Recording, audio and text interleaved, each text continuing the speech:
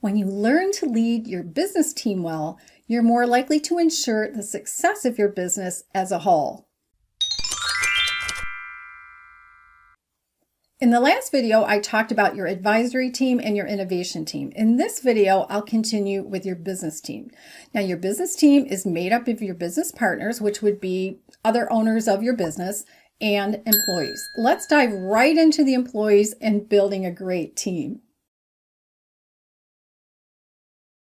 It's time for you as a leader to do some work. I have several questions for you to answer in order to get your juices flowing. How are you going to find the best employees possible? How are you going to improve your interviewing skills? So far, have you trained employees at your company? How well has that worked?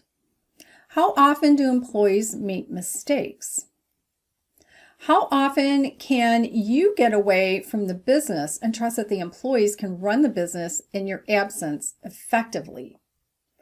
In what areas can you create, or can someone else on your behalf create, training manuals that teach employees how to run various areas of the business? How can you successfully use a training manual and on-the-job training to teach a new employee how to do their job? What leadership skills do you and your other leaders need to cultivate? How can you receive leadership development training? Now, of course, I believe working with a business coach is fantastic because as a coach, I'm trained to identify strengths, gaps, blind spots, and possibilities, and from there on leadership development. But there are some other ways to do leadership development. What are you currently doing to know your employees' ambitions and goals? And I don't just mean career ambitions and goals. Here's an idea. Write down about 10 employees' names, or as many, if you have less than 10, all of them. Across from each name, write down their goals as far as you know their goals.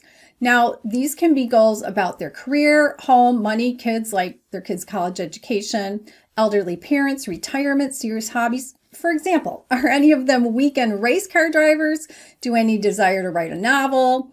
Are any of them on the board of a nonprofit organization that they want to grow? Do any run marathons? You get the idea. After you finish that task, what do you have? Or did you draw a blank for most of the employees? For any of these people, do you need to find out more about them? If so, how and when can you do it? What do you think about scheduling regular staff meetings? What do you like about it? What do you not like about it? When you compare your likes and dislikes about regularly scheduled meetings, what patterns emerge? When you consider that out of all of your working hours each year, 4% to 8% of that time will be spent in meetings with your staff, does that sound like a lot of time or not too much time? How can you make certain that time spent at staff meetings stays under control while you and your staff accomplish a lot and communicate well?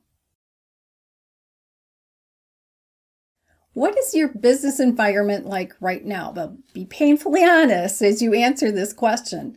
What do you believe is pleasant about the business environment? Do the things that you consider pleasant make everyone look forward to coming there every day? Here is a tougher question. What is unpleasant about it? If you were not the business owner, would you want to come there every day? Why or why not? How do you and your employees speak to one another? Brainstorm some ideas to create a work environment to which your people look forward every workday when they get up in the morning. These are some basic ideas and steps to get you moving in the right direction to lead great teams.